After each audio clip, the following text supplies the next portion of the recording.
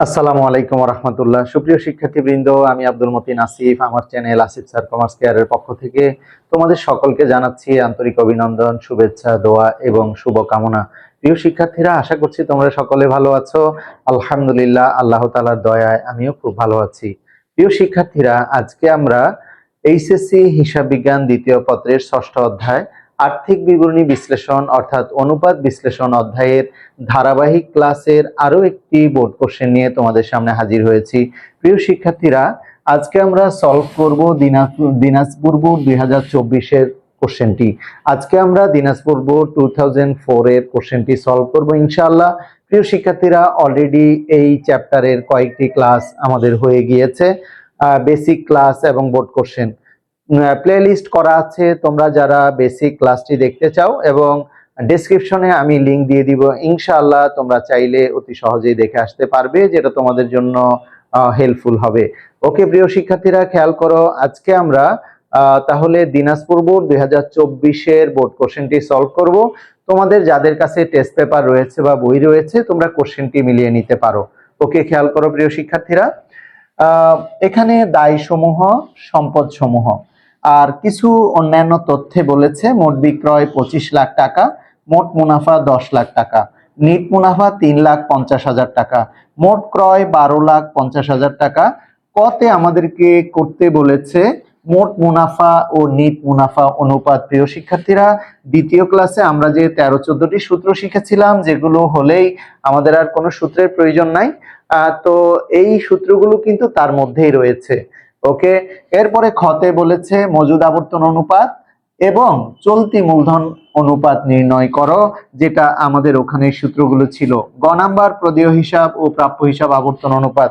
অর্থাৎ প্রিয় শিক্ষার্থীরা, সেকেন্ড ক্লাসে আমরা যে সূত্রগুলো দিয়েছিলাম, সেই সূত্রগুলো যদি মনোযোগ দিয়ে মুখস্থ করে ফেলো, বুঝে, তাহলে ইনশাআল্লাহ এই অধ্যায়ে ফুল মার্কস পেতে তোমাদের আর কোনো কষ্ট হবে না। ওকে প্রিয় শিক্ষার্থীরা, খেয়াল করো, তাহলে আমরা ক সমাধান করি। মোট মুনাফা ও নিট মুনাফা অনুপাত নির্ণয় করো। ওকে, খেয়াল করো আমার সাথে, কতে বলেছে ক মোট মুনাফা অনুপাত, মোট মুনাফা অনুপাত।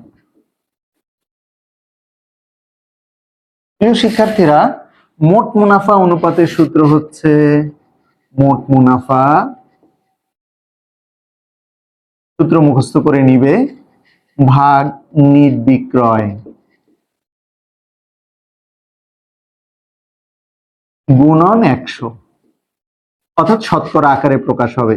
প্রিয় শিক্ষার্থীরা, মোট মুনাফা কত আমাদের মোট মুনাফা দিয়ে দিয়েছে। মোট মুনাফা হচ্ছে 10 লাখ টাকা। আমরা মোট মুনাফার ওখানে 10 লাখ লিখে দিতে পারি, গুণন 100। এখন আমাদের নিট বিক্রয়, প্রিয় শিক্ষার্থীরা, মোট বিক্রয় দেয়া আছে এবং বিক্রয়ের সাথে অন্য কোনো কাজ না থাকায় এই মোট বিক্রয়কে আমরা নিট বিক্রয় হিসেবে ধরে নিব 25 লাখ টাকা। তাহলে কত দাঁড়ায় দেখো, ক্যালকুলেট করো। দাঁড়াচ্ছে হলো 10 লাখ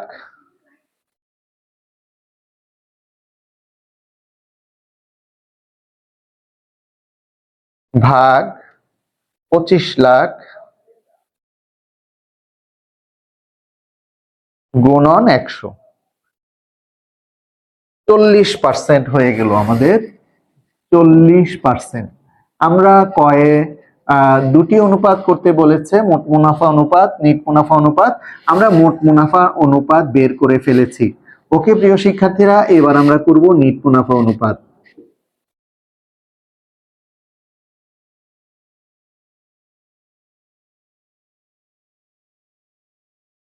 নিট মুনাফা অনুপাতে সূত্র হচ্ছে নিট মুনাফা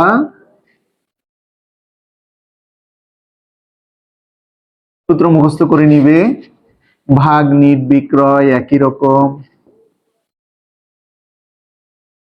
গুণন 100। এবার নিট মুনাফা দেয়া আছে আমাদের, নিট মুনাফা হচ্ছে 3,50,000। আমরা লিখে নেই নিট মুনাফা 3,50,000।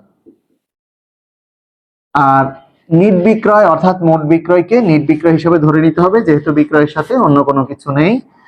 মোট বিক্রয় হচ্ছে 25 লাখ। আর গুণন 100। সূত্রের সূত্রগুলো মুখস্থ করে নিব।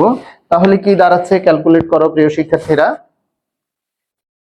3,50,000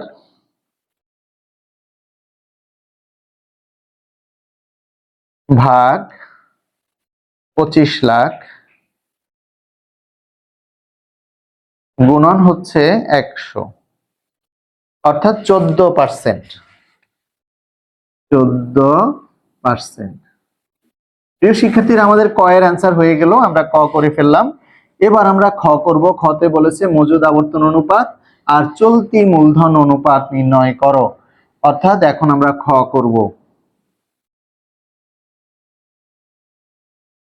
খতে বলেছে 1 নাম্বার মজুদ আবর্তন অনুপাত। মজুদ আবর্তন অনুপাত।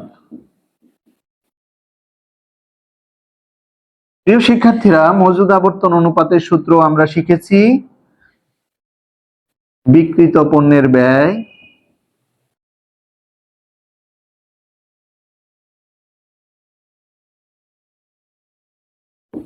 ভাগ গড় মজুদ।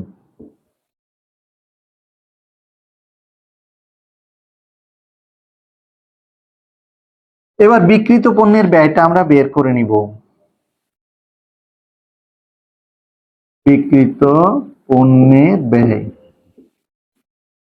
প্রিয় শিক্ষার্থীরা, এর আগের বোর্ড কোশ্চেনে আমরা জেনেছিলাম মোট বিক্রয় থেকে যদি মোট মুনাফা মাইনাস করি তাহলে আমরা বিক্রিত পণ্যের ব্যয় পাবো।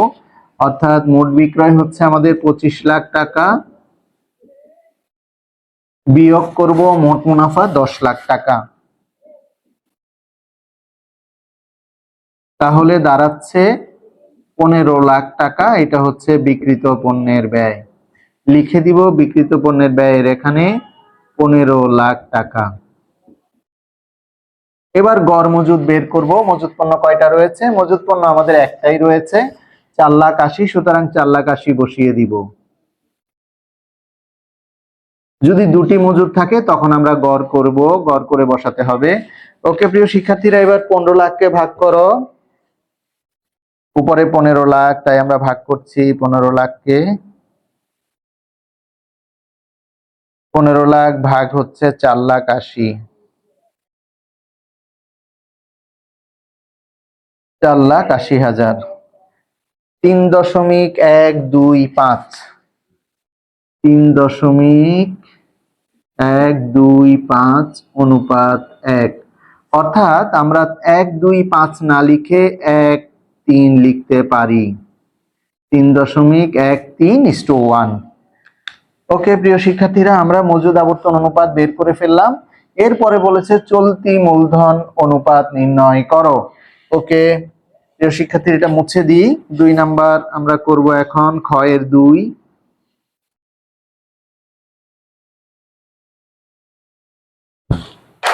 দেখো খ এর 2-তে বলেছে চলতি মূলধন অনুপাত নির্ণয় করো। প্রমাণ সংখ্যা 2, চলতি মূলধন অনুপাত। প্রিয় শিক্ষার্থীরা, চলতি মূলধন অনুপাতের সূত্র আমরা শিখেছি। চলতি মূলধন অনুপাতের সূত্র হচ্ছে চলতি মূলধন ভাগ চলতি দায়।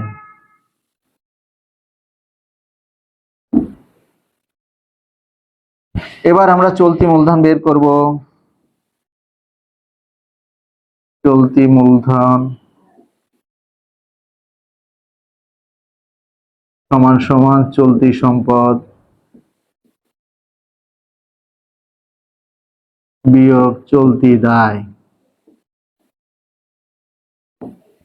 ওকে, এখন চলতি সম্পদ আমাদেরকে বের করতে হবে। আমরা যদি ডান পাশে লিখি, নিচে লিখবো, নিচে স্পেস না থাকায় ডান পাশে লিখতেছি চলতি সম্পদ। প্রিয় শিক্ষার্থীরা, চলতি সম্পদ কি কি আছে আমাদের? সম্পদের পাশে আমরা যদি দেখি মজুদ পণ্য, মজুদ পণ্য প্লাস নগদ তহবিল নগদ তহবিল প্লাস প্রাপ্য হিসাব প্লাস প্রাপ্য নোট। ওকে, তাহলে মজুদ পণ্য হচ্ছে 4,80,000 প্লাস নগদ তহবিল 1,60,000 প্লাস প্রাপ্য হিসাব 2 লাখ প্লাস প্রাপ্য নোট 1,20,000। এবার আমরা যোগ করে দেখি আমাদের মোট চলতি সম্পদ কত দাঁড়াচ্ছে। 4,80,000 প্লাস 1,60,000 প্লাস 2 লাখ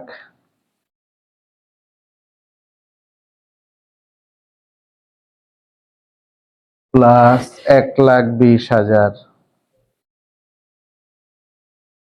ওকে প্রিয় শিক্ষার্থীরা, 9,60,000 দাঁড়াচ্ছে আমাদের, 9,60,000। ওকে, চলতি সম্পদে আমরা লিখে দেই 9,60,000। এবার চলতি দায় আমরা বের করে নিই। চলতি দায়, চলতি দায় কত দেখো। চলতি দায় আমরা দায়ের পাশে খুঁজবো। চলতি দায় হচ্ছে bank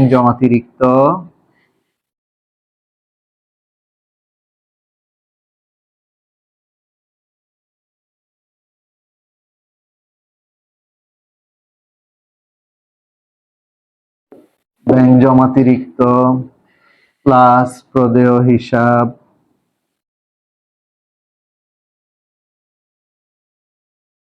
plus প্রদেয় note.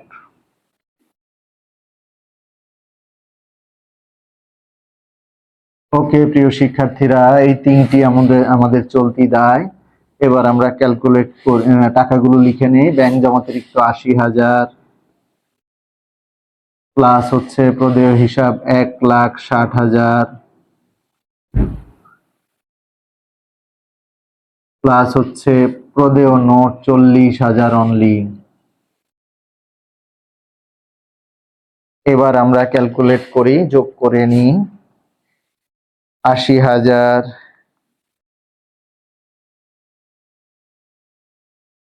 Plus 1,60,000 plus 40,000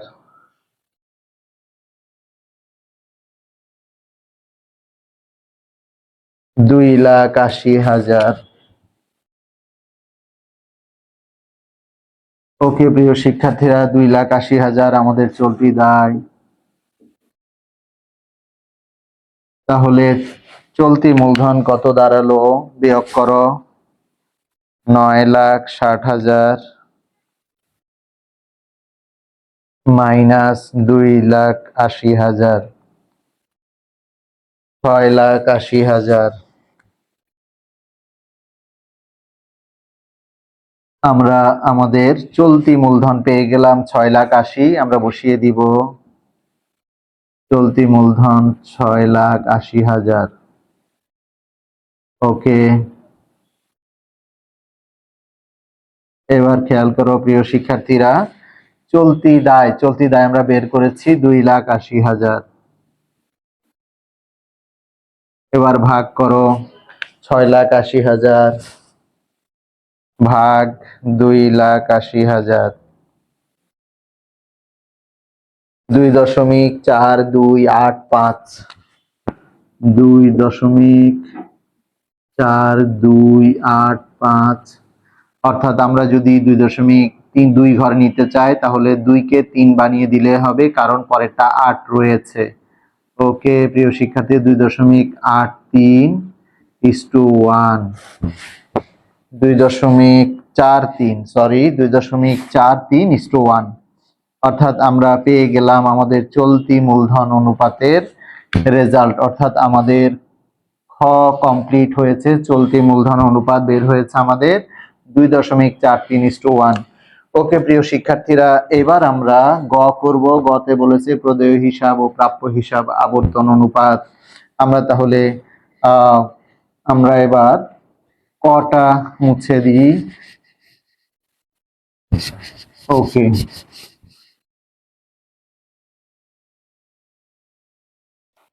গ করি তাহলে। প্রদেয় হিসাব আবর্তন অনুপাত।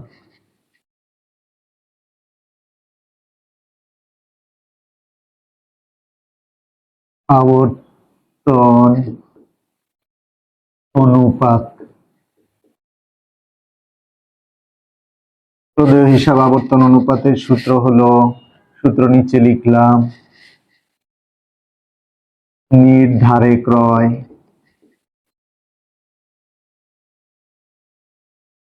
ভাগ হচ্ছে গড় প্রদেয় হিসাব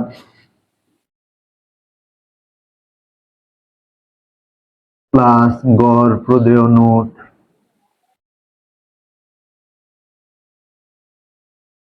ওকে প্রিয় শিক্ষার্থীরা, নির্ধারে ক্রয় কত দেয়া আছে আমাদের কোশ্চেনে? মোট ক্রয় 12,50,000। এটাই নির্ধারে ক্রয়, যেহেতু আর কোনো ইনফরমেশন নেই। 12,50,000 হচ্ছে নির্ধারে ক্রয়। 12,50,000 গড় প্রদেয় হিসাব, অর্থাৎ প্রদেয় হিসাব হচ্ছে 1,60,000 প্লাস হচ্ছে প্রদেয় নোট হলো 40,000। প্রারম্ভিক এবং সমাপনী থাকলে যোগ করে 2 দিয়ে ভাগ করে আমাদেরকে গড় বের করতে হতো। প্রিয় শিক্ষার্থীরা, যেহেতু প্রারম্ভিক নেই, শুধু সমাপনী আছে, তাই সুতরাং আমরা 2টা যোগ করে দিব। এবার খেয়াল করো, 12,50,000 ভাগ হচ্ছে 1,60,000 এবং 40, তাহলে 2 লাখ। মুখে মুখে ক্যালকুলেটর বা ক্যালকুলেটরে করে নিতে পারো। এবার 12,50,000কে যদি আমরা 2 লাখ দিয়ে ভাগ করি, 12,50,000 ভাগ হচ্ছে 2 লাখ, 6.25 আবর্তন এতবার। 6. প্রিয় শিক্ষার্থীরা, আবর্তন শব্দ থাকলে আমরা অ্যান্সারকে বার বা গুণ লিখব। তাহলে আমরা অ্যান্সার পেয়ে গেলাম 6.2 বার। ওকে প্রিয় শিক্ষার্থীরা, আমরা ক্ষয়ের বাকি অংশ মুছে দিই। এবার আমরা গয়ের সেকেন্ড পার্ট, যেটা বলেছে প্রাপ্য হিসাব আবর্তন অনুপাত নির্ণয় করতে। লিখো এবার প্রাপ্য হিসাব আবর্তন অনুপাত।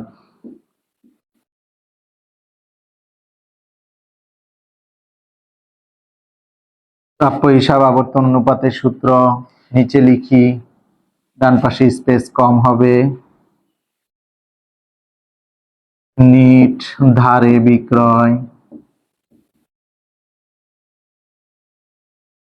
ভাগ হচ্ছে গড়, গড় প্রাপ্য হিসাব প্লাস গড় প্রাপ্য নোট।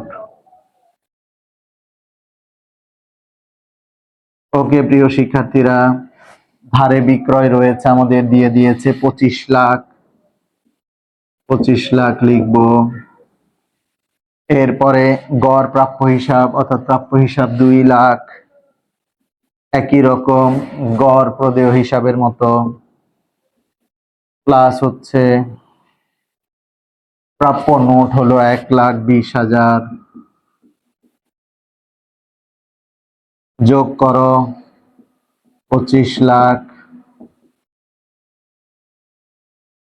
2 লাখ এবং 1,20,000, 3,20,000।